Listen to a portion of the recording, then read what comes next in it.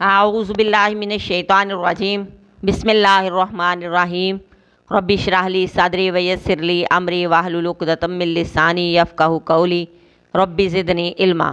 سورہ آل عمران کی آیت نمبر 77۔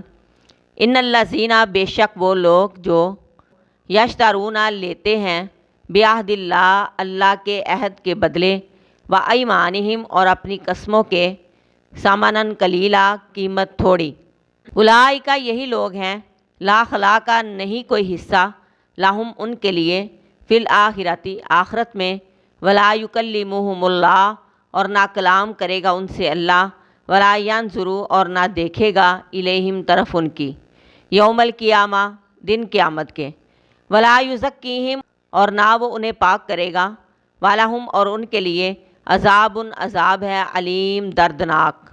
بے شک وہ لوگ جو اللہ کے عہد اور اپنی قسموں کے بدلے دنیا کا تھوڑا اور حقیر مال لے لیتے ہیں، ایسے لوگوں کو آخرت میں کچھ نہ ملے گا، آخرت میں ان کا کوئی حصہ نہیں ہوگا۔ اللہ کے عہد سے مراد کتاب اور شریعت ہے، یعنی جو لوگ اللہ کی شریعت کو تھوڑا مال لے کر دنیا کا حقیر مال لے کر بیچ دیتے ہیں۔ دنیا کا مال چاہے جتنا بھی ہو، آخرت کے مقابلے میں تھوڑا اور حقیر ہی ہے۔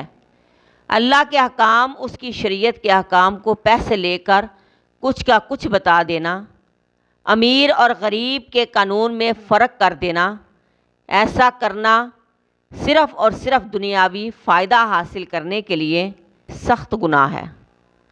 ایسے لوگوں کی سخت پکڑ ہوگی، اور ہر قسم کے عہد و پیما جو اللہ اور بندوں کے درمیان ہوتے ہیں، یعنی پکے قول و قرار جو اللہ کے ساتھ ہوں یا بندوں کے ساتھ، ان کو پورا نہ کریں تو ایسے لوگوں کے لیے آخرت میں کچھ حصہ نہیں۔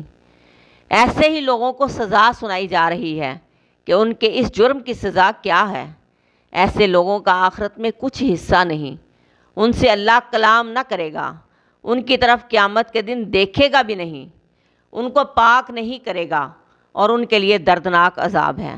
حضرت عبداللہ بن عوفہ سے روایت ہے کہ ایک شخص نے بازار میں اپنا مال رکھا اور ایک مسلمان کو پھانسنے کے لیے جھوٹی قسم کھا کر کہنے لگا کہ مجھے اس مال کی اتنی قیمت ملتی ہے، حالانکہ اتنی ملتی نہیں تھی۔ تو اللہ تبارک و تعالیٰ نے یہ آیت نازل فرمائی۔ افسوس اس بات کا ہے کہ ہمارے آج کے معاشرے میں یہ بات عام ہے۔ اپنی چیز کو مہنگی بیچنے کے لیے دکاندار ایسے ہی حربے اختیار کرتے ہیں اور کہتے ہیں کہ میری تو قیمت خرید بھی اتنی نہیں، بات بات پر جھوٹ بولتے ہیں۔ معاملات کی خرابی اور کسی دوسرے کو دھوکہ دے کر فائدہ اٹھانا بہت بڑا گناہ ہے۔ حقوق العباد بڑی اہمیت رکھتے ہیں۔ جو لوگ ان حقوق کو پامال کرتے ہیں، ان کی طرف اللہ دیکھے گا بھی نہیں۔